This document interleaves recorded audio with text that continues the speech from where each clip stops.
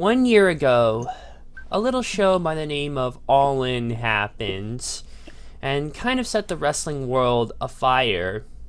It was, in a way, actually not just in a way, but it was the first non-WWE slash WCW show to sell 10,000 tickets since 1993. The tagline was the biggest independent wrestling show ever, and tickets for this thing sold out hands over fist very fast. Now, 1 year later, we are, let's see, are we in the area? Yeah, we are back at the Sears Center Arena, or Century Arena, in Hoffman Estates, Illinois, for the sequel event, All Out. And who knew it? This is now building up as part of the new All Elite Wrestling promotion. We've already been covering this thing for a good while, but for the most part, I have to say I'm very happy with where things are going currently. And ultimately, yeah, this should be a pretty good show. Hopefully better than All In. I'm CoffeeLover239, and with me always once again is Heavy. Say hi, Heavy. Hey guys. And without further ado, let's get into it. Our first match is Adam Page versus Chris Jericho for the inaugural AEW Championship. So, in the lead up to Double or Nothing on AEW's YouTube channel, it was revealed that the winner of the Casino Battle Royale held during the buy-in pre-show would face the winner of Double or Nothing's main event at a future date to determine the inaugural AEW World Champion. This Battle Royal was won by Adam Hangman Page, while Chris Jericho defeated Kenny Omega in the main event, setting up the inaugural championship match, which was scheduled for All Out. Following Page's match at Fight for the Fallen, Jericho attacked Page. Later that night, Page returned and attacked Jericho during the latter's in-ring promo. So, it's either up-and-comer or established star. It's going to be a little tough here, because this is going to be like the first ever champion to hold this belt. And it can go both ways, and each has their own advantages and disadvantages. On the one hand, you have Chris Jericho, a name that will be familiar to most wrestling fans, and especially lapsed ones probably, and anyone else. And so his name, with that belt and everything he's done, would bring some prestige to it. On the other hand, Hangman Page, he's a part of the elite, but still a bit of a newer star, younger, someone who you could potentially build up here further, more than everything else that he's already done. But, yeah, I could go either way. Healy, who do you think's gonna win? Well, looking back this a few months ago, if you offered me this, I would absolutely love this match. But the closer we get to this match, the more I'm a bit apprehensive of the outcome. I mean, first of all, we'll look at Adam Page. Definitely, if you saw Tom the Bullet Club was not one of the top guys there. He had Omega, he had the Bucks, Cody. So for him to be thrusted into this world title match, the first ever AEW World Champion, it's going to be a big deal to whoever wins this, and to even be in this match says a lot about how management feels about him. Some people feel like his push has been unjust, and that maybe someone like a Kenny Omega or someone like a John Moxley or some say a Darby Allin, maybe they will be more suited. But then again, if you look at Chris Jericho, like you said, Chris Jericho, a name synonymous with the WWE, an ex-WWE star, an ex-WWE World Champion, an undisputed champion WWE, a WWE legend. So if you have Chris Jericho, an ex-WWE guy, win, what many consider their direct rivals world title, and be the first inaugural champion there, it kind of sends the wrong message about what AEW are going for. As far as who's going to win the match, Adam Page has been portrayed as being injured and being at a major disadvantage to Chris Jericho, not only through the underhanded tactics, but the experience of Chris Jericho itself. Jericho, he's been repeatedly bashing our eardrums with the same line: "I need to beat Adam Page. I need to win the world title. I need to beat Adam Page. You need to beat the Hangman." Yeah, and he does it while slapping his head multiple times over, which I like. I like this desperation angle. It's a trope that we don't really see that much in wrestling anymore, because they just talk crap on the other guy. But it almost like Jericho's having it in a battle with himself, and that I like. I want Adam Page to win so that Jericho can go into sort of a downward spiral and become a more psychotic and twisted persona as the months go on. I don't think Jericho needs to win this. He definitely doesn't need to win this. I think he's touching 50 right now. He's done everything that needs to be done. What better way to start off the weekly shows in AEW than to pass the torch over to Adam Page and then explore his own persona. He doesn't need a title for it. I think it needs to go to Adam Page. So I'm going to go with the Hangman to win and become the first ever AEW World Champion. Yeah, I see. This one, honestly, I wouldn't mind either one winning, but I'm just not sure now. Not in a bad way, at least. Not in a bad way, unlike the last pay-per-view we covered, even though the result for that actually shocked the hell out of both of us. But if I had to choose, fuck, and I'll just go with Adam Hangman Page. Yeah, I suppose you're right that Jericho really doesn't need it. I mean, he's already done enough. I mean, in general, but it wouldn't hurt on one hand, though. I mean, Jericho probably could retire tomorrow with everything that he's done. But yeah, let's just go with Hangman Page. Our next match is Pac versus Kenny Omega. It was supposed to be Jon Moxley versus Kenny Omega, but that didn't quite have it. Well, there's some complicated issues. Well, we'll get into that when we get to that.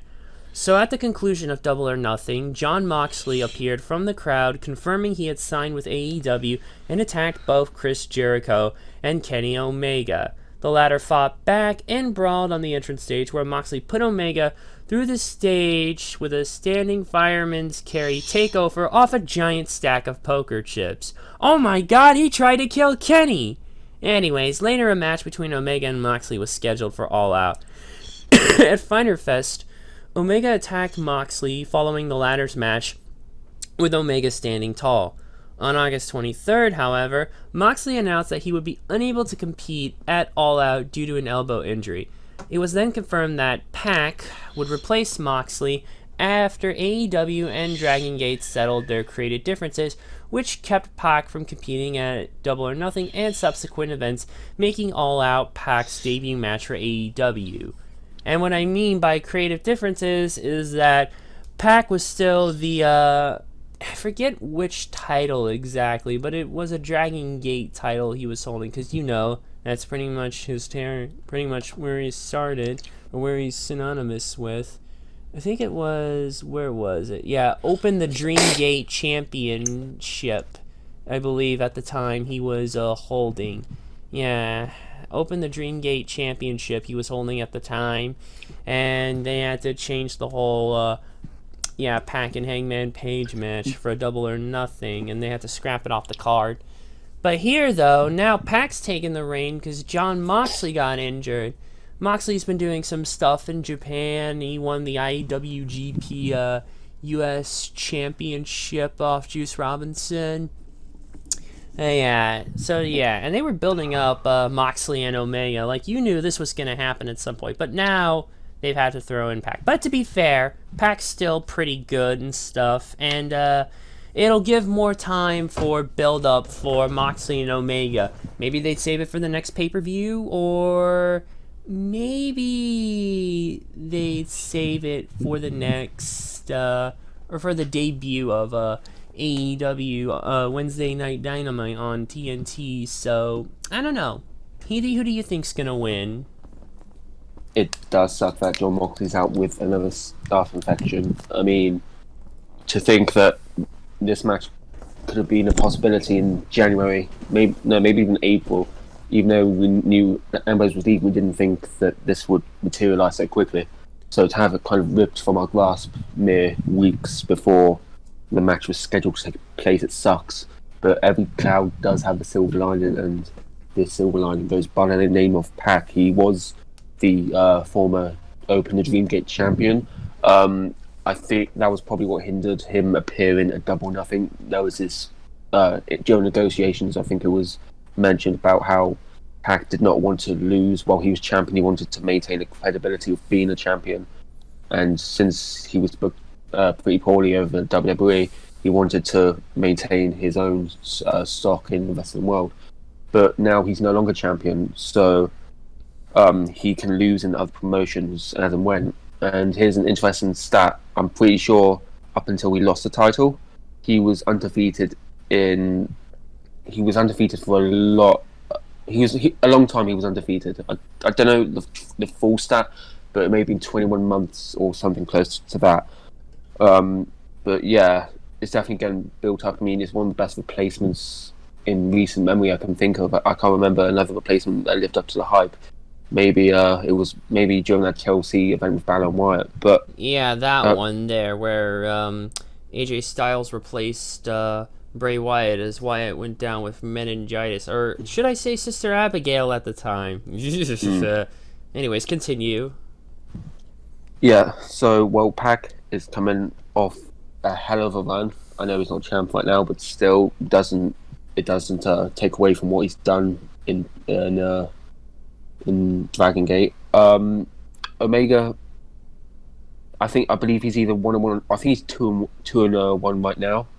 And in my opinion, I think he should be pushing for a title feud. He's definitely one of those guys that AEW will be looking forward to provide reliable match upon match upon match. 4.5 stars, consistent quality every week. And he's someone that I thought could be a suitable feud for Adam Page next, or maybe if there's a mid-card title, he goes for that. So also, I know he's injured and he's not part of this match, but can't forget Jon Moxley.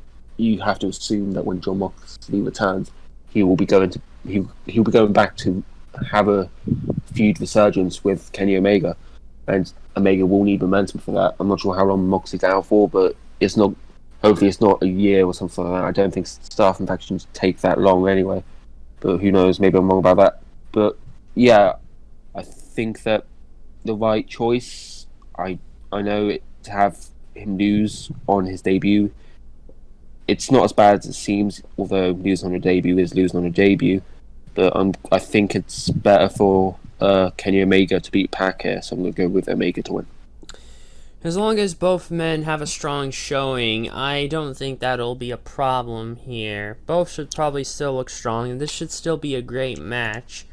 And yeah, I'm going with Kenny Omega. Obviously, having him in the title picture would make a whole lot of sense, and once they get that rolling... Oh, excuse me there, but yeah, once they get that going, I can definitely see him going into the picture. Maybe Pac might have some stuff going here, I don't know, but yeah, I think Omega would be the best choice. Our next match is the Best Friends, Chuck Taylor and Trent Beretta versus the Dark Order, Evil Uno and Stu Grayson, where the winner receives a first-round bye in the AEW World Tag Team Championship Tournament. So during the Fyter Fest pre-show, the Best Friends defeated SoCal Uncensored, represented by Frankie Kazarian and Scorpio Sky, and Private Party, Isaiah Cassidy and Mark Queen, or Queen, almost sounds like spelled like Queen, but it's missing one E, so the pronunciation, I can't get it right, whatever. And it was a 3-way tag team match. Anyways, while at a Fight for the Fallen, the Dark Order, Evil Uno and Stu Grayson, made their AEW in-ring debut and defeated Angelico and Jack Evans and Jungle Boy and Luchasaurus, also in a 3-way tag team match. With the respective wins, Best Friends and Dark Order advance to All Out for an opportunity at a first-round bye in the AEW World Tag Team Championship Tournament. So yeah, I could tell AEW is really taking the tag team wrestling stuff very seriously. I mean, they're actually using established teams, not unlike what happened on Raw earlier this week when they gave the middle finger to established teams, but I digress. Anyways, so yeah, now here we are. This is simply the tournament events match. Like I said, first round bye in this tournament. Best friends, from what I've seen from them so far in AEW, I'd say they're good. That's really all I can say. On the other hand, I haven't seen much of the Dark Order, formerly known as Super Smash Brothers, on the International Wrestling Syndicate. But yeah, they're pretty damn dark still. It's like, oh my. Who do you think's gonna win? Well, I'm going to go with my head here and not my heart, because my heart does say the best friends to win here. But the Dark Order they've been booked so strong recently, from their debut at Double or Nothing to their victory at Fighter Fest, or Fight for Fallen, I believe. I think it's too early for them to lose. The best friends, they'll always be a likable team in AEW.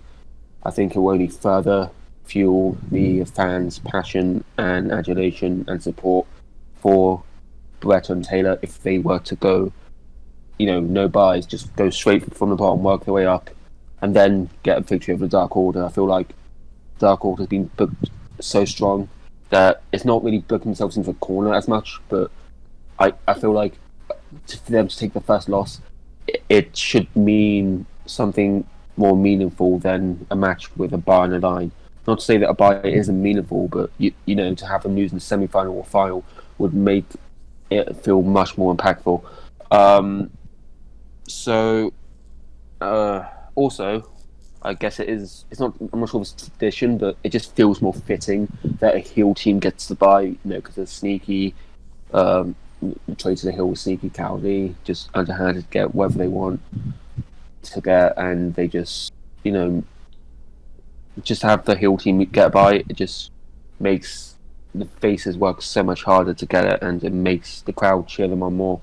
So yeah, I want the best friends to win because I just want them to win everything because they're one of my favourite teams so far.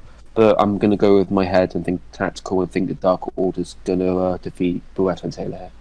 Thing about dark teams and characters like that, like the Dark Order and even the Fiend, like, you have to really get them strong over, essentially, though. Like, they gotta look strong looking out of the gate there because they're evil SOBs who will tear through anyone in their path. I mean, look at the Fiend and how many people he's torn through with the Legends, taking down all the Legends and stuff. Like, and then finally defeating Balor at SummerSlam, the man.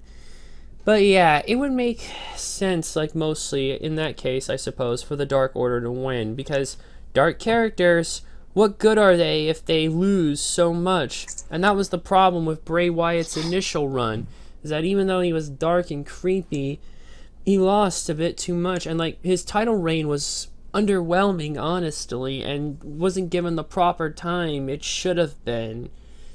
Thank God he managed to revive his career with the Fiend. But yeah, the Dark Order should be the ones to get this bye. Our next match is the Lucha Brothers, Pentagon Jr. and Rey Fenix versus the Young Bucks, Matt and Nick Jackson, in a Escalera de la Muerte match for the AAA World Tag Team Championship. And that means Ladder of Death in Spanish. So anyways, on March 16th, at AAA's Rey de Reyes, the Young Bucks defeated the Lucha Brothers to win the AAA World Tag Team Championship and retain them in a rematch at Double or Nothing, being one of the only matches that I predicted wrongly. Damn it!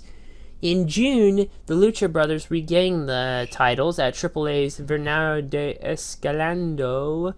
Following the Lucha Brothers match at Fight for the Fallen, they challenged the Young Bucks to a ladder match at All Out with their titles on the line, and the Bucks accepted.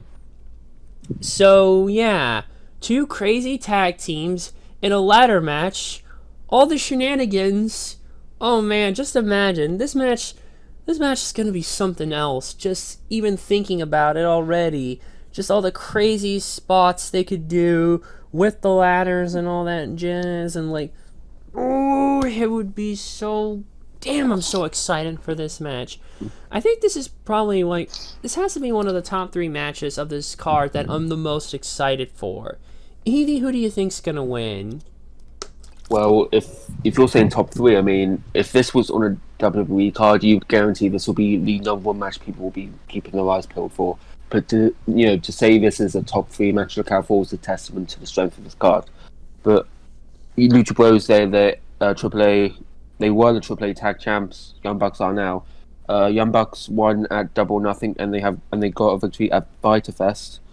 I feel that Lucha Bros need a victory here, just to not even the playing field, but so they can get some momentum on the side. Also, Young Bucks, they don't need the victory. I mean, I guess this was a fear when there was the announcement that All Elite Wrestling was going to be materialized. That Kenny, Cody, Young Bucks, all they would do is do what people somewhat feared, that they would just put themselves over time and time again. And that is some of the greatest downfalls of the owners of companies in the past. WCW. Put into wrestling roles and have them win a lot. But I can't see the Young Bucks going into TV with the AAA tag titles. You'd have to think that the Young Bucks would want to challenge for AEW Tag Team Championships. As far as the status of the AAA tag titles, I'm not too sure on the Lucha Brothers contract situation, but I'm 99% sure that the Young Bucks are exclusive to AEW. So for them to win the AAA tag titles, you'd have to be bringing in teams from AAA, week after week after week. I'm not too sure if they have that working relationship with them. I think they do. I think they have a relationship with AAA. It just seemed a bit more like simpler to have the Lucha Bros, be able to freely be with AAA and like the AEW bring them as and when they please. I think the Lucha Bros, it will make more sense for them to have the AAA titles. I think this will be match of the night. I'm going to put it out there now. I think Pac Omega could stand out. Maybe even Paige Jericho. It's just it's going to be a night of standout matches. But as far as who wins, I'm going to say the Lucha Brothers. Yeah, I think it would make sense for the Lucha Bros here to win, because I think the Young Bucks should mostly be focusing on winning eventually the AEW World Tag Team Championships. The date's been established, it's just no one hasn't won it yet, but the inaugural champions will be crowned during the finals of the tournament during the October 30th, 2019 episode of AEW on TNT. Well, that's what it's being currently referred to as. But yeah, AEW, TNT, yeah. Anyway, so it probably just make more sense here for the Lucha Bros to win, I think, because so they can still retain their titles properly and have the Bucks and all that. Then the Bucks can go focus on the AEW World Tag Team Championship. They might even be the inaugural champs. I don't know, but it seems like it's a possibility. So I'm gonna go with the Lucha Bros as well on this one. Our next match is Cody versus Shawn Spears in a plain old singles match. And given what happened earlier, you think this wouldn't be the case, but I guess we only really have the ladder match and the triple threat, but I digress. Anyways, so after Cody and Darby Allin's match came to a time limit draw at Fyter Fest, Shawn Spears appeared and delivered a chair shot to Cody's head, resulting in Cody receiving 12 surgical staples. In a sit-down interview with Jim Ross, Spears explained that he thought Cody was his friend until Cody had called him a good hand, feeling that Cody had disrespected him. I'm not quite sure what that means. No one knows what it means, but it's provocative. No, it's not. I had to get that out of my system. Anyway, and that's why he attacked him. He said that Cody was a leech, dating back to when they both started in OVW back in 2006. He then made a challenge for All Out, which was made official. So yeah, on the one hand, I'm not really quite sure again how this one could go. And I mean, Shawn Spears is going to have Tully Blanchard in his corner, 1/4 of the original Four Horsemen, so makes me wonder, is Cody going to have anyone in his corner to try and fend off the odds so it's an even playing field? He could probably have Dustin, his older brother, in his corner, but I don't know. That probably might be the way, but you never know. Healy, who do you think's going to win? First of all, I'd like to say it's been an absolute pleasure to watch this story unfold.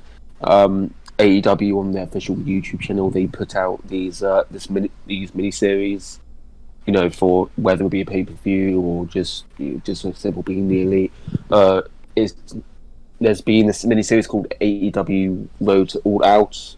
And they've documented this fuse, keeping people in the loop, so to speak, from Shawn Spears' interview with Bill JR to the contract negotiations, where it was established that one person may be in each opponent's corner, also to the Randy Rhodes promo that took up a whole episode, which was absolutely fine because there was an absolutely perfectly executed promo where I think she stated, "The blood on Cody's head may as well have been a mirror into your future." Love that line. Yeah, but this has been a great storyline, and I can only see one outcome here: is Shawn Spears winning. Let me explain this. The character work, notwithstanding the actual storyline, but just the character work in of itself of Shawn Spears and who he represents as character, the person he is. It's been amazing. It will be a waste of weeks and weeks of character building for Cody to quash that absolute groundswell of not support. Yeah, support for Shawn Spears. I don't want to say support because he's a heel, and you don't want to support the bad guy because the bad guys are evil. This is the biggest non-WWE match for Shawn Spears, unless he's had some obscure match in New Japan or TNA we haven't heard of. So, it's a huge deal for him. For most, this will be Shawn Spears' coming out party. I know the chess shot heard around the world may tend to disagree with that, but this will be a match that defines Shawn Spears' immediate future in AEW. The story, as I said, the storytelling has been perfection. Definitely, good choice of words, of course. But maybe this is a bit of a reaching for the moon prediction here, but I feel like Shawn Spears is a future world champion in AEW. I think he's just got a look about him. I mean, with Tully Blanchard by his side, that's going to be his +1 to the match. Who could be Cody's +1? You think of Dustin Goldust. You think of Brandy Rose. Some people would think of Pharaoh. I'm not sure how that would work. Maybe Arn Anderson, maybe if he can break out a spine buster, I'm sure he's in good shape for it. But I think Cody can lose here. I mean, Cody's fairly untouchable, being he's so close to management in AEW, and I'm sure he can put his ego aside to give them up to one of the biggest up-and-coming stars in AEW at this time. So I'm going to go with Shawn Spears to beat Cody. Yeah, regarding the comment you made mentioning Brandy, she'll be a little occupied. Got that Women Casino Battle Royale, but we'll get to that later on here, actually, after the next match we cover. But I think, there haven't been, we kind of feel like we should establish some heels, to be honest. We've mostly been leaning towards faces and stuff. Well, almost. Well, the Dark Order's really heel, though, kind of in a way. But we need to lend up some more heel teams on both the tag and the singles division. And I think with the way Shawn Spears has gone, he definitely is one, I think, that should get the one-up here. And he definitely could be a future world champion. He sadly never got that opportunity when he was in WWE as Ty Dillinger, which is a goddamn crime, quite frankly. But yeah, here we'll get that. He may get that second chance. But yeah, I think it would make more sense for Shawn Spears to win. Alright, Our next match is Darby Allin versus Joey Janela versus Jimmy Havoc in a Cracker Barrel clash. Yeah, because even though it's a three-way or triple threat, Cracker Barrel is sponsoring this match. This isn't the first time that Joey Janela has been in a match and that Cracker Barrel is sponsored. If you remember last year when we had All In, it was a street fight between Joey Janela and Hangman Page, and that Cracker Barrel sponsored that match. Or was, I think, the sponsor for the show in general. And they had it for that match at least. And there was a literal, actual Cracker Barrel there. And it was used as a weapon. So I imagine there might hopefully be another one at ringside so we can have more of these fun shenanigans. Anyways, into the actual match itself. At Fight for the Fallen, the team of Jimmy Havoc, Darby Allin, and Joey Janela lost to the team of Shawn Spears, Maxwell Jacob Friedman, and Sammy Guevara, even though there was a little infighting between the heels, and somehow they still won, but I digress. The three blamed each other for their loss and brawled backstage, and so we have this lovely little three-way match, which eventually later became the Cracker Barrel clash after Cracker Barrel announced the sponsoring for the match. Healy, who do you think's gonna win? Well, isn't this an interesting matchup? I mean, first of all, we don't exactly know what this match is, but we have the gist of it. It's going to be a hardcore match. I have no expectations for this except just a shit show. I want there to be some sort of shameless plug for Cracker Barrel, just inserted somewhere into the match. It doesn't even have to be like a fit one. It could be painful as possible. It could be awkward as possible. I just want to see something about Cracker Barrel. Maybe they send the loser off to like the Cracker Barrel factory. I don't know, but yeah, it's a triple threat hardcore match from what I can tell. I mean, if not, what are you doing? But one thing that sticks out in my mind, I think it was the thing that started this whole debacle. This led into the match. All three of these men were in the six-man tag and they lost. And it kind of just escalated backstage and everyone just started attacking each other. And Joey Janela said this really interesting line, and this has always stuck with me. I waited 14 years for this contract and I'm 0-2. And, one of them losses is down to, not down to, but, they were on the same team with Darby Allin and Joey Janela. No, Darby Allin and Jimmy Havoc as competitors. I feel like they have a lot of stock in Joey Janela right now. I wish that Darby Allin would win, but I don't think he needs to win. He has a lot of potential, but he does not need to win right now. And Jimmy Havoc, he's a face right now. And I think he's not in desperate need of a heel turn. I think a heel turn would help him out a lot. He is so much better as a heel. You can't really be a heel after you've won a match. Something needs to snap in you to turn heel. And I think that needs to be a loss and probably a pinfall. Not a pinfall. No, I think he's going to have to lose to just the other two competitors being involved in the pinfall. So I'm not going to go with Darby Allin. I think Darby Allin's getting the pin, unfortunately. So, Janela, he's 0-2 right now. Another loss, and it's getting a bit dangerous for him. So I think that it's going to be Joey Janela to win, and maybe we see a Jimmy Havoc heel turn after the match. Yeah, it'd probably make the most sense, to be honest. Yeah, again, Darby Allin's taken some losses, and same thing with Jimmy Havoc, but Janela, he's probably could use one the most out of the bunch, to be honest. Took the words straight out of my mouth, and let's go with Joey Janela. Our next match is the 21-woman Casino Battle Royale, where the winner will receive a match for the inaugural AEW Women's World Championship scheduled for AEW on TNT on October 2nd, its actual debut. So yeah. Now, last time we had a Double or Nothing, the men had a chance at the Casino Battle Royale. Now this time the women get a shot at this Battle Royale.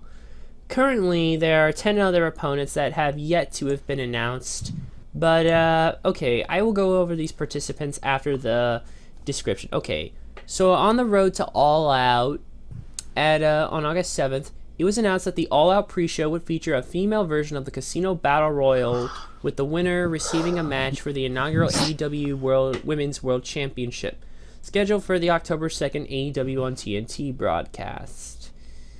And so basically, here's everyone who has been confirmed, because the rest of this description is mentioning who has been announced, but I'll go over them. So here's who's been announced for this Battle Royal. We have Nyla Rose, Britt Baker, Allie, Brandy Rhodes, Teal Piper, Ivelisse, Jazz, Big Swole, Sadie Gibbs, Awesome Kong, and Shazza McKenzie. My mistake. Blah. Those are the 11 that have been announced. So we have about room for 10 surprise entrants, because no one else has been announced yet.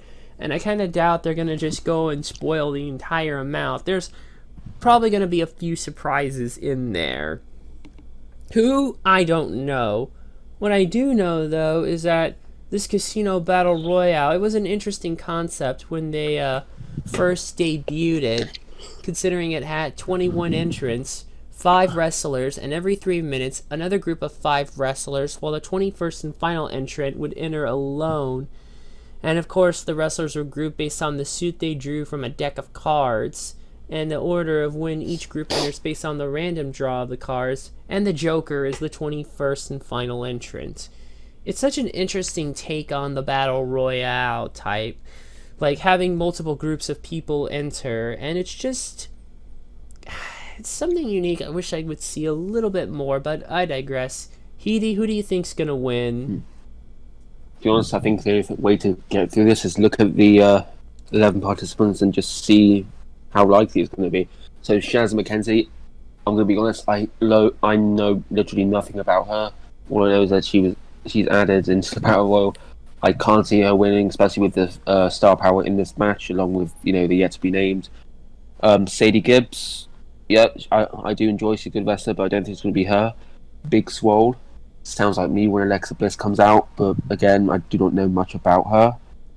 Jazz, a legend, absolute legend. I think she's just there to, not sure reinvigorate her career, but her new gimmick is something going to be interesting. I mean, that mask, the shaved head, absolutely love it.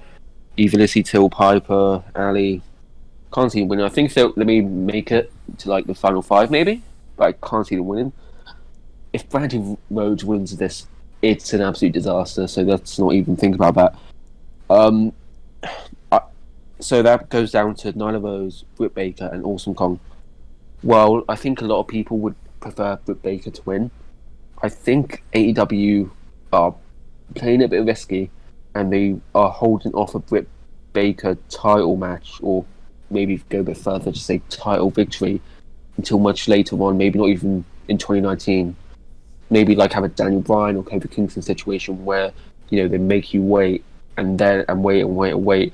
And just when you're about to gouge your eyes out and jump off a cliff, with sheer anger and frustration, they finally pull the trigger on her. So I think Awesome Kong and Nyla Rose are the heavy favourites in this match.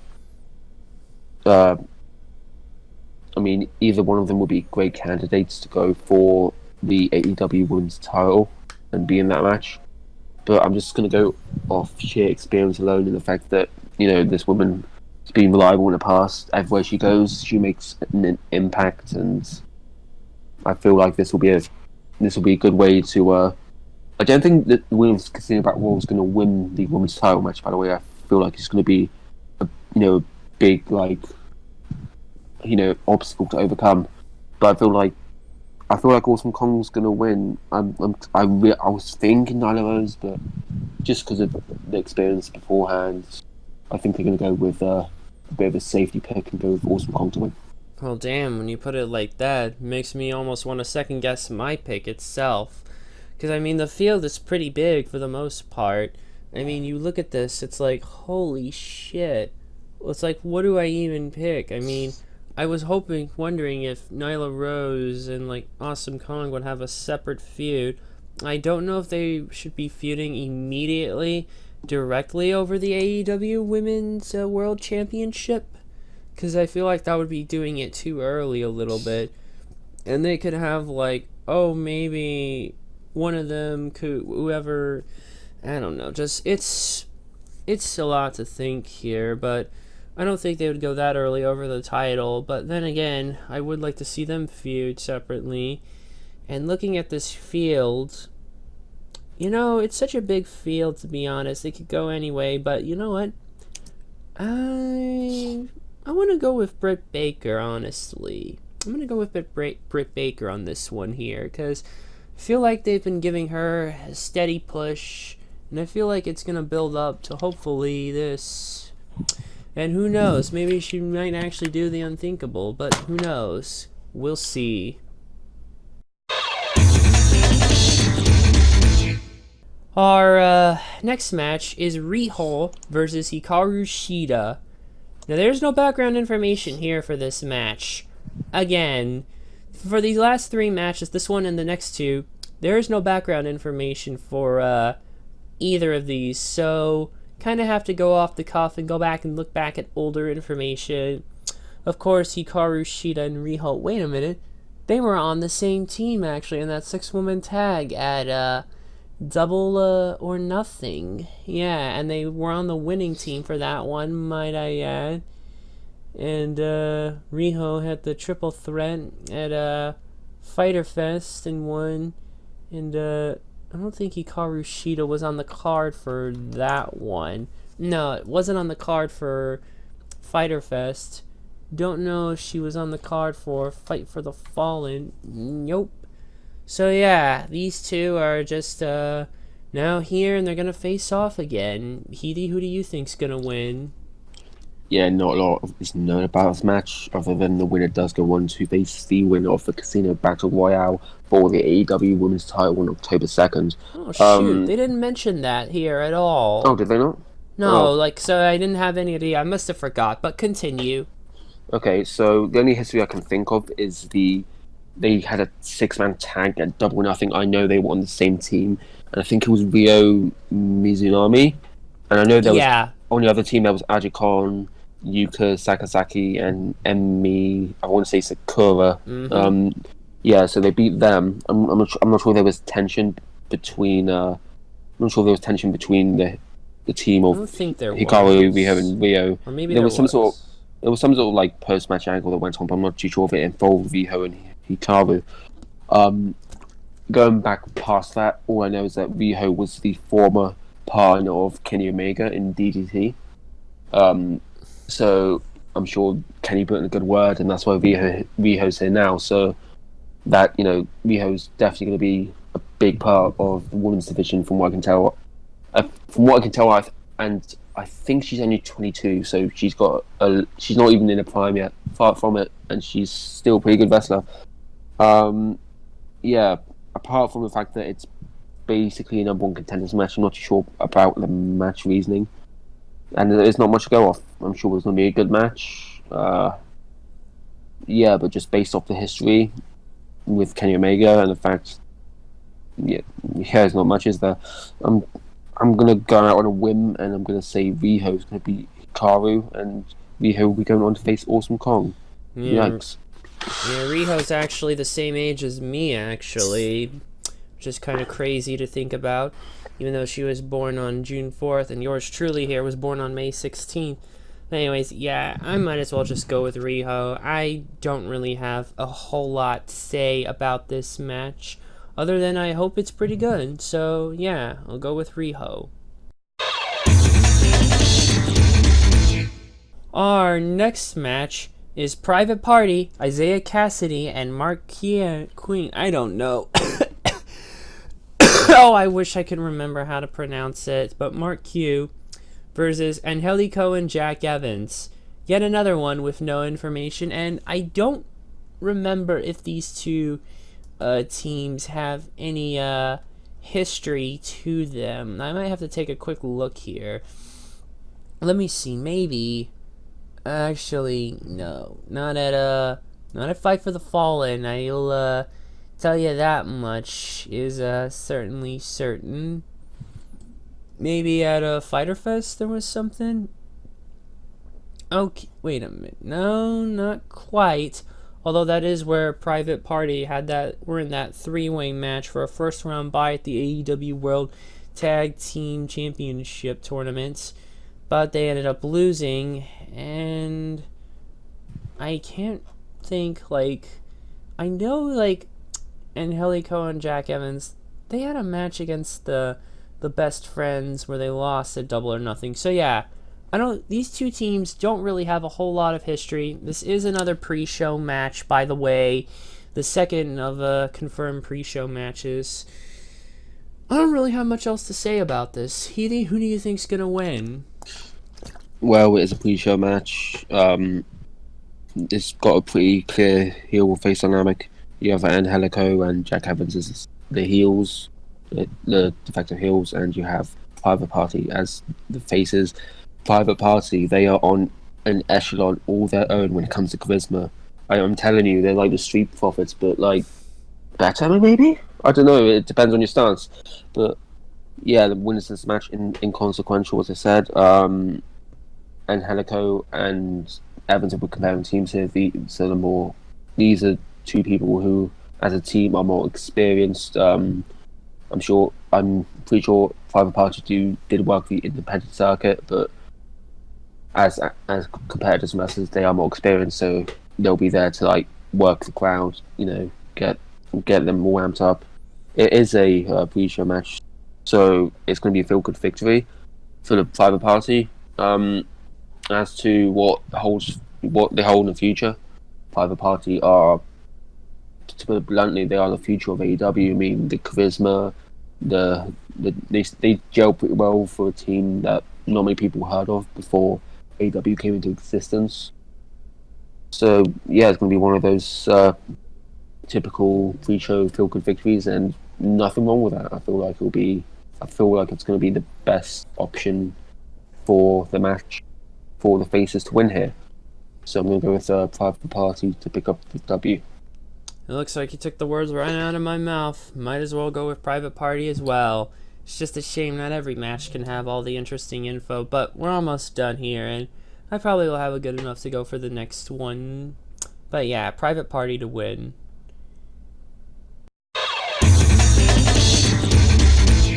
And last but certainly not least is the lone six-man tag match with Luchasaurus, Jungle Boy, and Marco Stunt versus SoCal Uncensored, Christopher Daniels, Frankie Kazarian, and Scorpio Sky.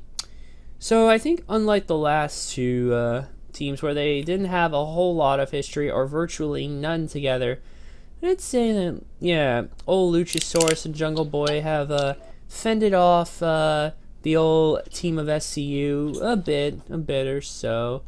Let's see, I look at here. No, I don't think, I'm not sure we saw them at Double or Nothing, but at Fyter Fest, no, that wasn't it. I think it was, or have they? I don't remember. I think it was Fight for the Fallen here. Or no, it wasn't. Damn it, so maybe they didn't. I don't remember. So I don't think they actually do have much history. I might have jumped the gun there. Whoops, ladies and gentlemen. But yeah, either way though, I mean, both these teams are pretty good. We've seen what SoCal Uncensored has done with their matches when they had the 6-man at Double or Nothing, and some of the other matches as well. I can't fully remember off the top of my head. On the other hand, of course, we've had Luchasaurus and Jungle Boy. They've been pretty damn good, actually, as of late, too. I'm really impressed, and, I have to say, they're becoming, a couple of my favorites, actually, in, AEW. And, Marco Stunt is, the boy who sort of appears at random at times with them. I can't fully remember. Healy, who do you think's gonna win? So this is not a pre-show, so I'm guessing this may open the show. I mean, the 6-man tag never hurt nobody if it's open in the show. So, and here's the thing: SCU, they have this sort of weird dynamic going on where if they were to win or lose a match against anyone on the roster, it seems believable. They just seem, and again, I hope they don't listen to this. but SCU are a good hand for AEW. And I mean that in the best way possible. Please don't make me bleed with a chair shot. I see this as being a comedy match. The people involved, I mean, Jungle Boy, Luchasaurus, they're dynamic. I love it. SCU are SCU. They can shit out good comedy. So SCU are an established team. The Luchasaurus and Jungle Boy, well, they are, they're effective as a tag team. They are pretty new to being a tag team, so I'm not too sure. They've been portrayed as being pretty good chemistry wise, but adding Marco Stunt in there, I know they're buddy, but still, you don't know how chemistry's going to work with the new person added into it. So I hope maybe, whoever's booking this match actually takes that into account and team chemistry plays into effect. I don't think it matters that much who wins and who loses. I think it's just there to fill up the numbers. I mean, what a way to fill up the numbers. I'm sure it's going to be a good match, but it's a match that doesn't have much meaning to it unless they do a trios title, which I'm pretty sure they won't do. So, as to who I think is going to win, I think that Marco Stunt is the absolute weak link of not only the team but the match. He's probably a good wrestler. I've only seen him in the Casino Battle Royale, but I think he's going to get pins, and I think SCU's going to win. Interesting. Well, when we look at the past history, let me see how SCU, because I know they defeated Strong Hearts at Double or Nothing. They had they were in a first round. Yeah, they had a chance to go for a first round bye, but they lost in the pre-show. It was a 3-way tag match alongside Best Friends and Private Party, and the Best Friends won. That one. We look at Fight for the Fallen. The Lucha Brothers defeated them. So right now they're 1-2. SoCal Uncensored. Oh shoot, we gotta go. Wait. Go back there. I pull up the page. Yeah, there we go. So they're 1-2. On the other hand, Luchasaurus and Jungle Boy, I don't know. I mean, they had that match. They were in the triple threat. At Fight for the Fallen for the another chance to go for a first round bye in the AEW World Tag Team Championship tournament, but they lost to the Dark Order. So yeah, they lost that one. I don't know. Yeah, Jungle Boy was also in that fatal 4-way at Fyter Fest, which he lost to Hangman Page. And yeah, I think he was in the Casino Battle Royale. Or was he? Yeah, he was in the Casino Battle Royale. Him and Luchasaurus. I'm gonna go and give the win to A Boy and His Dinosaur plus Marco Stunt. And that's pretty much going to do it for the entire card here for the show. In a nutshell, basically, even though there's a few matches that are some filler matches, every card has some. It's just the magnitude of some. I feel like they kind of stand out a little bit more here at times than WWE, because even if there's filler matches there, you can always make it interesting to go rant on about. Here, it's a little harder, but still, the card itself is pretty good. It's got a good amount of matches that people are looking forward to, that I'm certainly looking forward to, that everyone here is looking forward to. And this should definitely be a good show. I hope it is definitely better than All In. And, I want to thank Healy for being here with me once again, as always. Say bye, Healy. This is the potential to be pay-per-view of the year, so I'm glad to have predicted for it. Thanks. Yeah, I can see that. Who knows? I kind of hope it is on one hand.